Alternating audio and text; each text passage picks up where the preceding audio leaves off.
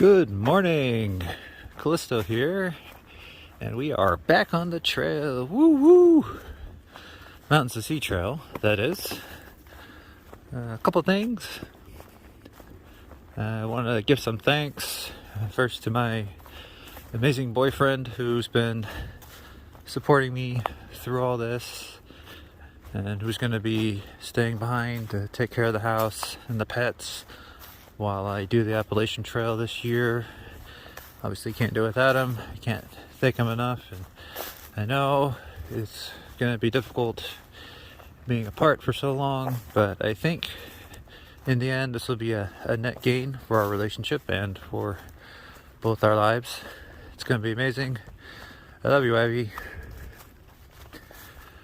Second, I want to thank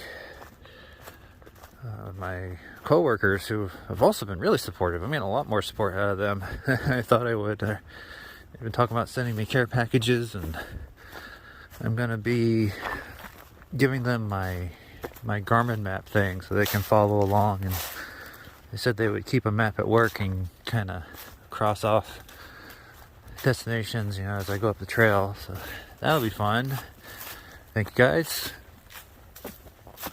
And finally, everyone here on YouTube that's been really supportive of me, leaving me a lot of attaboys, as Ramdino likes to say, leaving me lots of helpful tips and comments, and thanks for all that. I'm feeling pretty good about this, and God, we're only two months out before I'm doing the real thing. I'm excited and I'm nervous at the same time. Whew. All right, let's get some work done today. This is really neat, the way the ice froze. Muddy water, maybe there was snow, and I don't know, it's kind of standing up.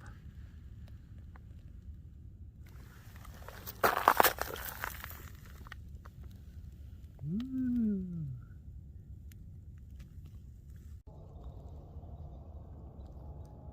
Got a nice view of the lake this morning.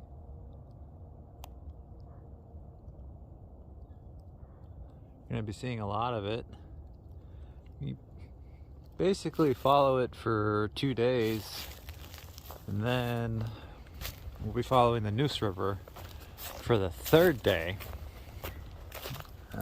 This is back on the Mountains to Sea Trail, and I really like how they did this sign here. So it's a bench and a sign.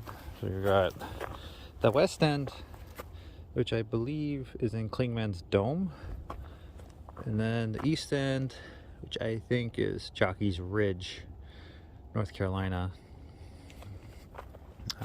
That's right, North Carolina has their very own long trail, and I'm really appreciative of it. It goes through a lot of my favorite parks out west in the rougher parts of the state. So I actually signed up to join their membership thing, and I would encourage others to do the same if you live in North Carolina. It's a great little piece of our state. So I got a couple objectives for this weekend. One is to have fun. You always gotta have fun. Whether that's type 1 fun or type 2 fun. Gotta have fun. Objective 2, I purchased an audiobook to listen to called Can't Hurt Me by David Goggins. I know he's a Navy SEAL. I believe he's also an ultra marathoner. Like he ran 100 miles in 24 hours or something absolutely insane. His book's supposed to be a lot about staying on top of your mental game in rough situations, and I think that definitely applies to the AT. I've heard from a lot of different people that the AT is much more of a mental game than it is a physical game. Looking forward to learning more about him. I have seen clips of him. I know he's really vulgar, which puts some people off, but it doesn't really bother me that much. His particular brand of motivation does seem to work for me. That'll be good. Objective 2 is testing out some new stuff. So I bought some Hoka Speed Goat 4s. First set of trail runners I've ever bought. I was planning on hiking in the Merrill Moabs, but I know these are immensely popular for the AT, so I kind of want to give them a fair shake, see what all the fuss is about. If I don't like them, well, I can still run on them. I do like running. I also am sporting some fleece now. The fleece kind of snuck up on me. It was just yesterday that something clicked in my head, and it was like, a lot of people take fleece and a puffy. I mean, I had purchased my puffy real early on, and then all of a sudden I was like, wait, I gotta buy more stuff. I gotta buy a fleece jacket. And they were making the case that fleece is good to hike in cold weather because it breathes really well, so you don't sweat. And that got me to thinking, yeah, when I hike in my puffy, I sweat really bad. So for this particular trip, I grabbed my fleece out of the closet. It's like way oversized for me. It's back from when I used to be a lot bigger, a lot wider. If I think it's gonna work out well, I'll pull the trigger on a form-fitting one. It has all this extra material. It likes to pinch around, where my hip belt is. Kind of annoying, but so far I like it. Just eyeing a Patagonia thermal weight quarter zip, something like that. I don't know. We'll see.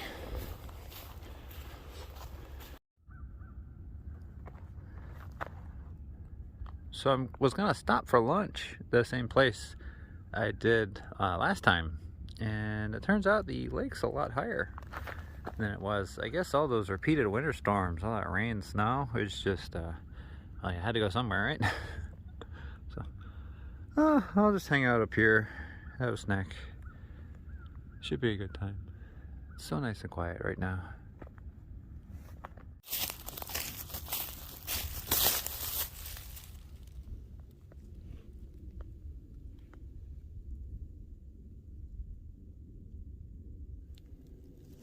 In the wintertime, with everything thinned out, I missed this old house last time I came through here.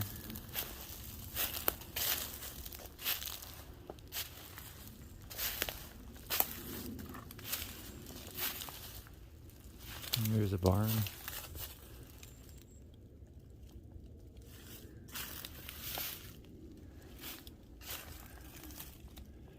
Attic.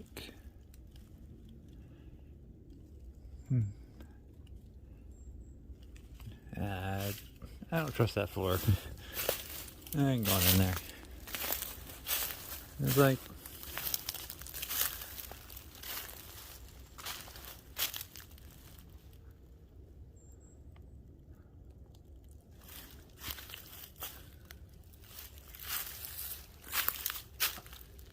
you see some carved up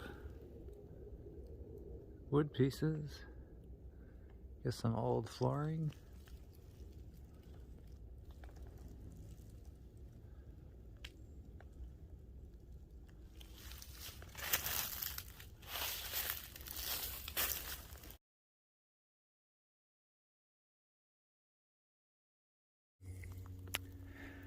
So this piece of my camera mount fell off the pole here. You kind of see I have it strapped on, and then it screws into that to hold my phone. But I had to backtrack 6/10 of a mile to find the piece, so that was funny. Type 2 fun, I guess. I already lost the camera mount last time I was out here. I don't want to do a second one. I have to rethink my strategy with this mount here. But hold on, let me headlamp. There we go. So this is my Blackbird XLC. The underquilt in there is the Wookiee XLC, and the top quilt is, I think it's a Diamondback. They're both rated for 20, so they should get me through the night okay. And then my tarp here is a Dyneema fiber hex tarp. I went with it because it was like half the weight of traditional tarps, so big weight savings there. Definitely pricey, but I think it was worth it. I think it saved me like half a pound. So you do pay for it with the kind of smaller coverage area, but you know, it is what you make of it. You know, something that, like with hammocks, that I wish more people had talked about early on when it was recommended to me that I try hammocking.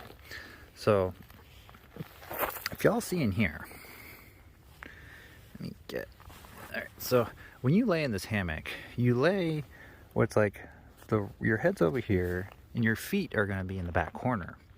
And what that does is it makes this kind of ridge of fabric that kind of comes down this way.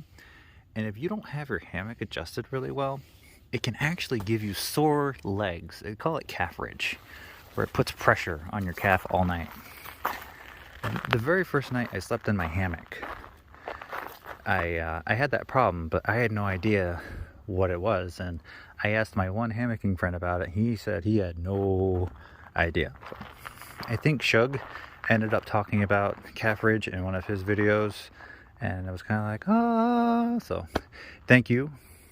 I probably still need to adjust this, but we'll get that done in a little bit. The other thing, I really like Shug's hammock videos. If y'all are interested in hammocking, check him out. He's pretty entertaining and educational at the same time, kind of like Bill Nye the Science Guy, or be dating myself, Mr. Wizard. I don't know if y'all remember Mr. Wizard from like early morning Nickelodeon. Anyway, so he calls this porch mode, where basically you have your trekking pole. You can kind of see my trekking pole there. It's holding up the edge of the tarp, kind of up, and then you have it tied out. And what it lets you do is it kind of lets you sit in your hammock and then relax a little bit. And you can kind of sit and look out, maybe, you know, make breakfast or whatever you're going to do without having to get up, and, you know, gives you a nice little seat. Or once the nasty weather starts showing up, I'm gonna put that down, get all the shelter I can. I don't think it'll be that bad. I'm glad that I got this spot right next to the lake. Excuse me. Ugh. Can't really see much right now. If I can stay up late enough, I will try to take some star photos. I'm a big fan of star photos.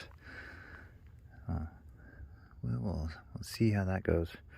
Oh, and for those who saw my last video, okay, check this out. See how this tree is very alive. I did not strap to a dead tree, not like last time. And this other tree is, well, you can tell it's going into hibernation, but it's fine. So no dead trees, no dead wood. Well, this big honking thing right here is a big piece of dead wood, but it should be fine. Not strapped to it. I pushed on it. It's real sturdy.